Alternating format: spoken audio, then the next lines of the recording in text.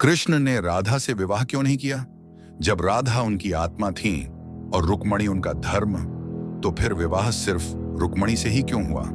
क्या प्रेम का पूर्ण रूप विवाह होता है, या फिर इस दिव्य प्रेम के पीछे कोई ऐसी कथा छुपी है जो हमारी समझ से परे है? ये सिर्फ एक प्रेम कहानी नहीं, ये है भक्ति, नियति और परम सत्य की कहानी। हम सभी जानते हैं कि जब भी भगवान विष्णु धरती पर अवतरित होते हैं तो उनके साथ महालक्ष्मी भी किसी न किसी रूप में अवतार लेती हैं। इसी तरह जब श्री हरि विष्णु ने श्री कृष्ण के रूप में जन्म लिया तो महालक्ष्मी ने भी दो रूपों में धरती पर कदम रखा, राधा और रुक्मणी। दोनों ही प्रेम का प्रतीक थीं, लेकिन दोनों की भूमिकाएं अलग थीं। रुक्मणी विदर्भ देश के राजा भीष्मक की पुत्री थी। उन्हें बचपन से ही श्री कृष्ण से प्रेम था। उन्होंने मन ही मन उन्हें अपना पति मान लिया था।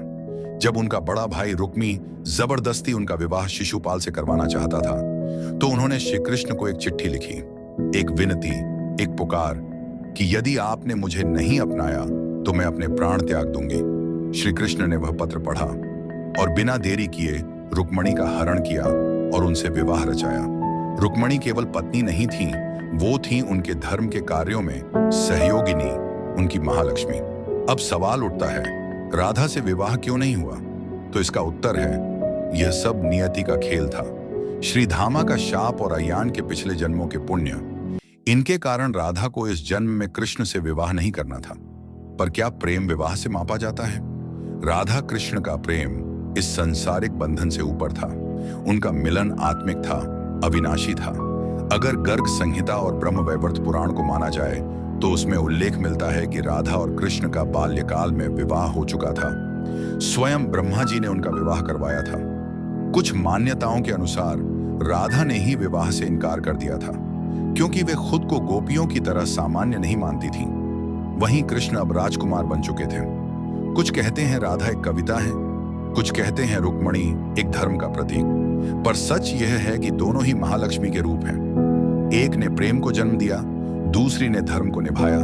श्री कृष्ण का प्रेम राधा से था और धर्म से विवाह रुक्मणी से। तो दोस्तों, न राधा अधूरी थी न रुक्मणी पूर्ण थी, बल्कि दोनों मिलकर ही श्री कृष्ण का संपूर्ण रूप बनाती हैं। श्री कृष्ण कोई साधारण पुरुष नहीं थे, वे स्वयं परमात्मा थे।